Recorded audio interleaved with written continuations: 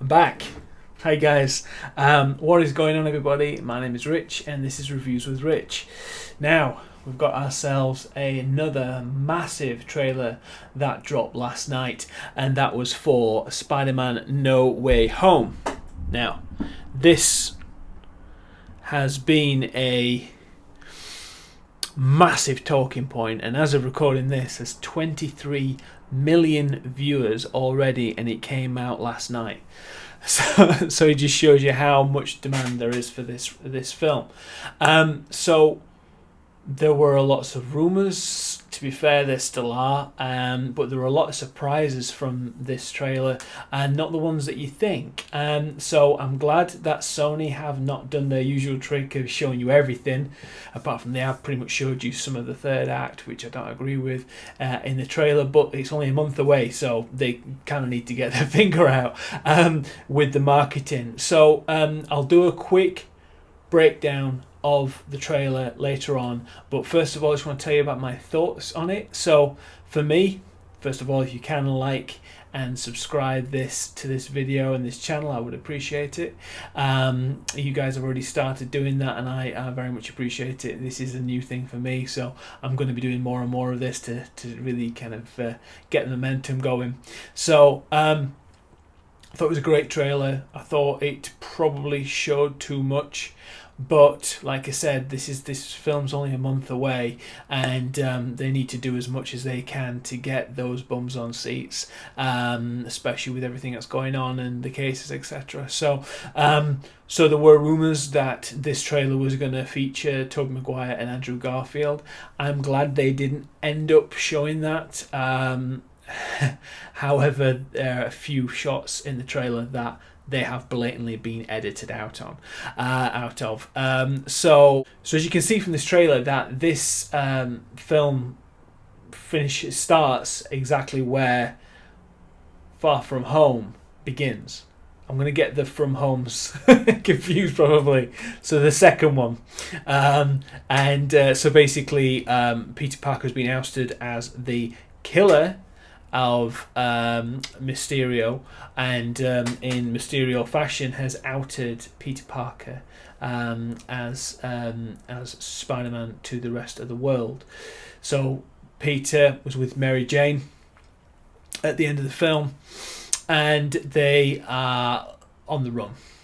And as you can see from the beginning of the trailer, there's a lot of police helicopters and a lot of people after him, and he's public enemy number one with J. Jonah Jameson, basically sends a menace and everything, and he is the killer of Mysterio, the new hero for Far From Home, even though obviously he wasn't the case, he was actually the villain. So as you can see, they're on the run.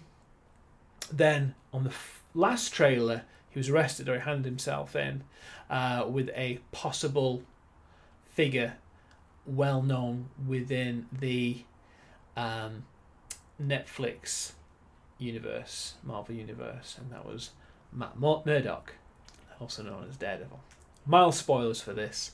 I'm going to try and be as good as I can with the spoilers. I've not included any of the links or the leaks that have come out. I've avoided them as much as I can. I'm just guessing with a lot of the stuff, and to be fair, some of them are educated guesses. Him handing himself into the police. Matt Murdock no doubt gets him out, but everyone still knows that Peter Parker is Spider-Man, and he's just a kid. So he goes to Doctor Strange, and he basically asks for him to do a spell to make the world forget he is Spider-Man. As you saw from the last trailer, that doesn't go well, because he realizes that MJ knows, that his friend knows, that his Aunt May knows, etc., etc. So the spell goes completely wrong, and it opens up the multiverse. The multiverse opens up and lets a lot of villains through, including villains from the Tobey Maguire universe, the Sam Raimi universe, including Doc Ock, Sandman, and the Green Goblin, which I feel is going to be the big bad of this film. You see that there are other bad guys that come through as well. We don't know if they're separate points within the film, but that they'll be let through, including a lizard from the Andrew Garfield universe. So it's not just the Sam Raimi, Tobey Maguire verse. It's all of them. It's all the multiverses. So that opens it up for not only those two different Spider-Man villains, but other villains from other universes that we might not have even seen, which could be very, very interesting. So you see them fight on the bridge. It looks like it's the same area of where Doc Ock died in Spider-Man 2 at the end, where he comes out of the bridge, comes out of the water, and he says, "Hello, Peter," and then he unmasks him and says, "You're not my Peter. You're not Peter Parker." It looks like there's a shot where he actually absorbs the nanotechnology that's on the Iron Spider suit. So that's really interesting to see what happens then to Peter after that point. There are many other shots. I'll try not to go through everything. But there's also a shot of Peter Parker once he's done a spell with Doctor Strange that he's wearing a black and gold suit. This suit is not a new suit. It's actually his upgraded suit from the last film turned inside out. There are rumours that it's something thrown on him and he turns it inside out, and Doctor Strange gives him these spell gauntlets to basically web the villains back to the Sanctorum, which is Doctor Strange's house, and where there's a prison where he can basically store each and every one of the villains. There is a little fight between Doctor Strange and Peter Parker. The reason why that is, Doctor Strange tells Spider-Man that all of these villains that you've encountered die by a Spider-Man's hand, and we need to take them back to their reality, to their universe, so they can carry on their life as if they would do before getting killed by Spider-Man or in a fight with Spider-Man, not him actually murdering him.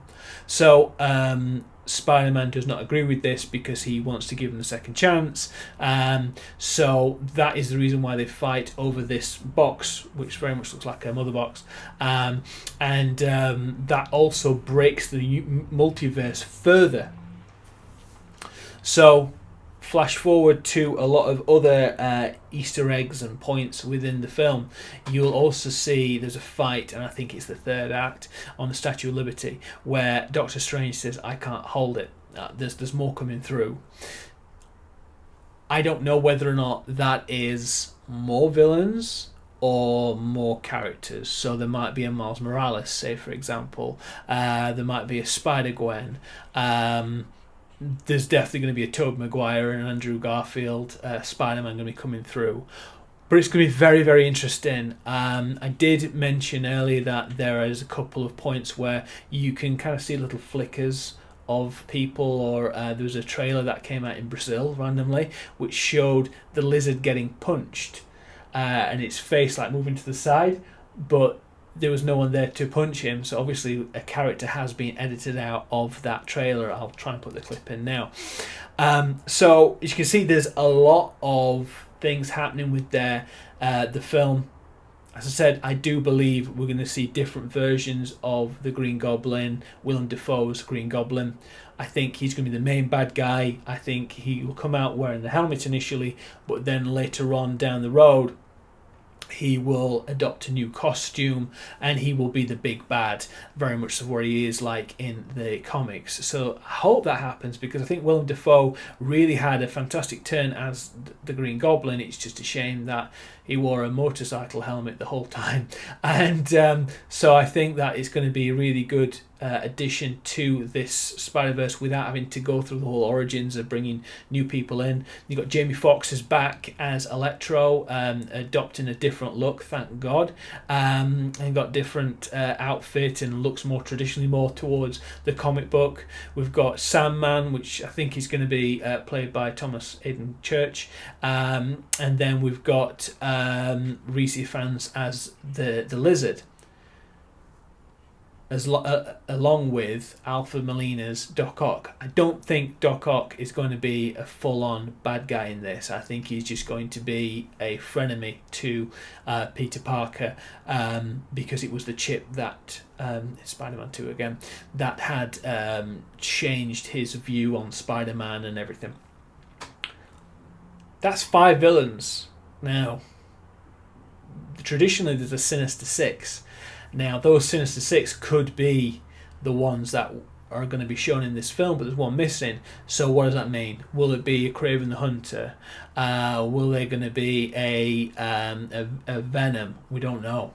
We don't know that yet. So it's going to be very, very interesting. We will find out a month today when it comes out here in the UK, I think it comes out a bit earlier actually, so hopefully I'll be able to get to see it before, and I'll be doing a big full-on review of it.